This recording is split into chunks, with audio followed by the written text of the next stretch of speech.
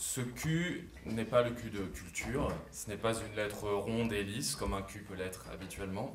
Ce Q est tordu, c'est un Q un peu bizarre, c'est le Q de queer. Ce n'est pas pour autant un Q contre nature, non, non, ce Q est comme la ZAD, c'est une zone à défendre, peuplée d'irréductibles habitantes.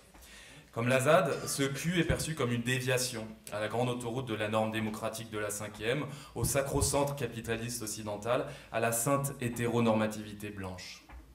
Comme la ZAD, le queer a quelque chose de déviant, de tordu. Étymologiquement, le sujet queer est effectivement un sujet qui dévie, ou plutôt un individu, un groupe qui tord le cou aux représentations et aux images majoritaires.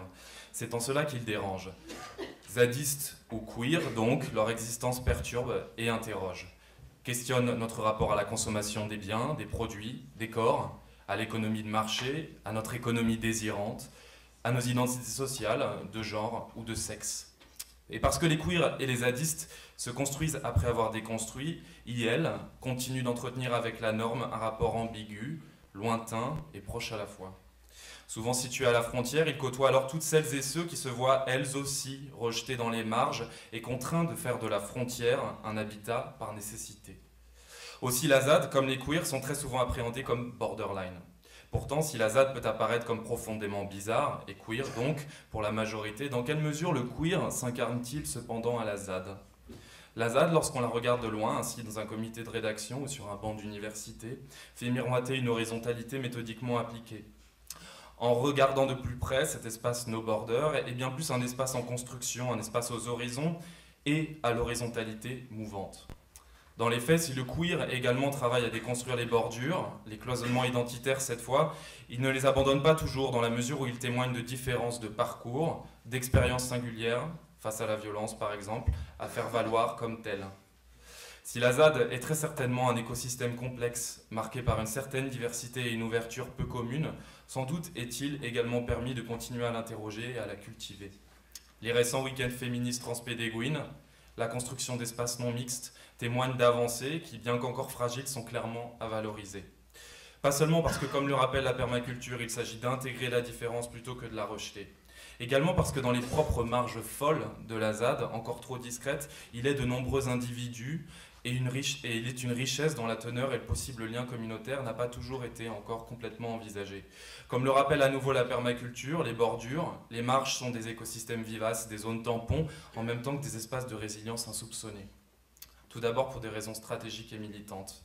Comme la ZAD, et peut-être même plus encore, le queer et ses représentantes ont milité dans l'obscurité.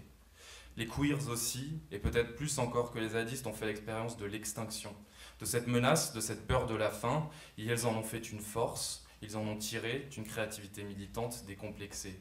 Ces danses folles, ces rituels protestataires au bord du gouffre ne les ont pas détruits, ils ont au contraire marqué l'histoire des luttes sociales.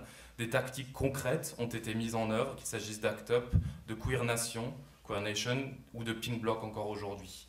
Des tactiques pour briser le silence et éviter la mort, parfois dans la violence, et parfois aussi en cherchant au contraire à la contourner, la court-circuiter avec humour, exubérance et folie.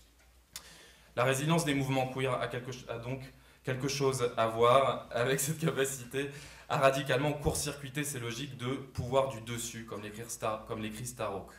En cela, faire bourgeonner des fleurs queer à la ZAD a aussi toute son importance. Et enfin, je terminerai là-dessus, comme la ZAD, le queer peut également ouvrir des perspectives en termes d'écologie, une écologie queer qui redéfinirait ou plutôt travaillerait à développer ce que l'un des premiers militants gays et futur radical fairy Harry Hay qualifiait de relation de sujet à sujet au lieu de sujet à objet, qu'il s'agisse de sujets humains ou non humains. Écologie humaine et non humaine donc, en ce qu'elle contribuerait également à déconstruire nos dualismes oppressants, nos déterminismes et dominations héritées. Q comme queer donc, mais également comme processus actif, excédant de fait les simples questions d'orientation sexuelle et de genre, Q comme démarche radicale de déconstruction et de reconnexion à soi, aux autres, au jeu et de résistance dans l'adversité.